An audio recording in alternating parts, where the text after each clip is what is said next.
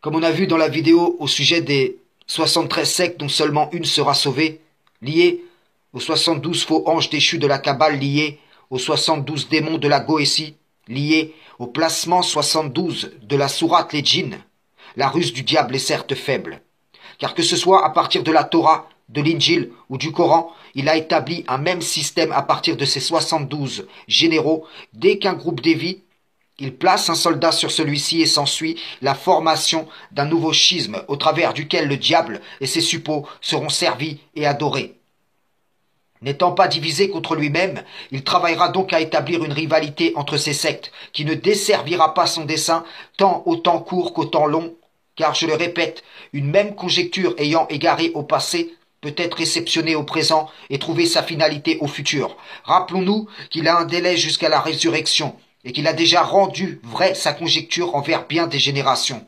Celui qui analyse ces choses verra qu'à partir de chaque part de l'écriture, il a été forgé des systèmes de croyances dont la teinte, la couleur spirituelle en trahira l'origine. Je donne un exemple. La secte karaïte, la secte Sola Scriptura, la secte coraniste, Coran seul, ont sur elle une même entité qui, à partir de la Torah, de l'Injil et du Coran, a forgé, via ceux qui se sont détournés, ces schismes déviants de l'islam. La secte karaïte rejette Issa et Mohammed. La secte Sola Scriptura rejette le Coran. Et la secte coraniste, Coran seul, rejette Rachad Khalifa ainsi que les parts antérieures de l'écriture. Là où je veux en venir, c'est que chaque secte forgée à partir du Coran a son équivalent dans les sectes forgées à partir de la Torah et l'Injil. Vous pouvez même voir des coranistes ayant une forme de respect envers la démarche des karaïtes. Et cela est un signe qu'ils ont au fond une même entité qui les domine.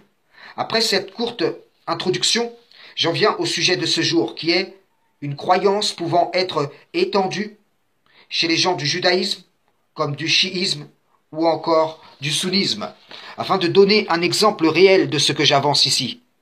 Nous allons voir que malgré l'opposition dogmatique entre ces sectes, le diable banni fait porter à celle-ci une croyance en un même mensonge. En effet, les uns disent le Mashiach viendra avec l'arche d'alliance et les autres le Mahdi viendra avec l'arche d'alliance.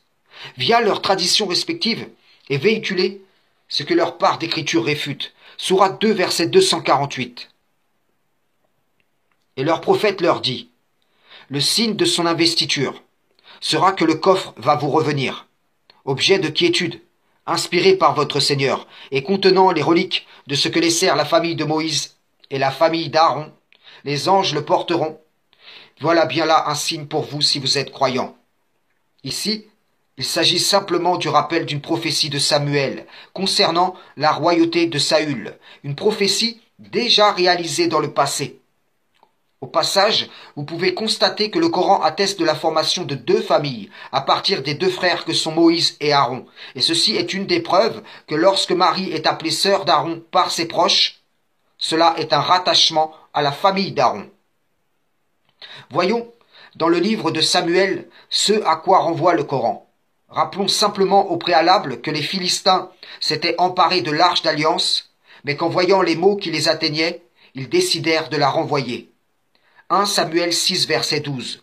Les vaches prirent directement le chemin de Beth-Shemesh. Elles suivirent toujours la même route en mugissant, et elles ne se détournèrent ni à droite ni à gauche.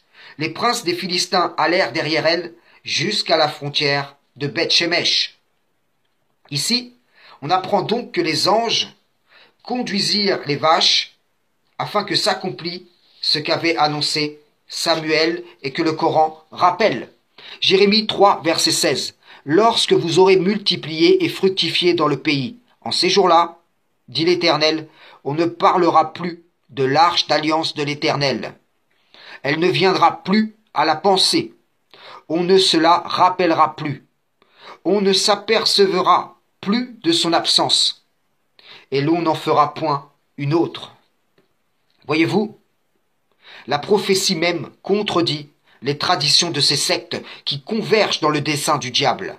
Nul ne doit attendre parmi les croyants un retour de l'arche d'alliance. Si vous la voyez dans la main d'un homme, qui dirait être le Mashiach ou le Mahdi, sachez alors que c'est un envoyé du diable. Le livre des Maccabées témoigne en ce sens. On lisait dans les mêmes écrits comment le prophète, sur un ordre reçu de Dieu, fit transporter avec lui le tabernacle et l'arche, et qu'il se rendit à la montagne que gravit Moïse, et d'où il contempla l'héritage de Dieu. Arrivé là, Jérémie trouva une habitation en forme d'antre, et il y déposa le tabernacle et l'arche, ainsi que l'autel des parfums, et en boucha l'entrée. Quelques-uns de ses compagnons, étant venus ensuite pour marquer le chemin par des signes, ils ne purent le trouver. Jérémie le sut et les blâma. Ce lieu, leur dit-il, doit rester caché, jusqu'à ce que Dieu ait rassemblé son peuple et lui ait fait miséricorde. Alors le Seigneur révélera ses objets sacrés. La gloire du Seigneur apparaîtra, ainsi que la nuée, comme elle est apparue au temps de Moïse, et lorsque Salomon fit une prière pour que le temple fût glorieusement, pardonnez-moi, sanctifié. Je reviendrai dans une vidéo ultérieure sur le rassemblement en question, car là aussi, il y a manipulation rabbinique et négation prophétique. Frères et sœurs en islam, salam, shalom.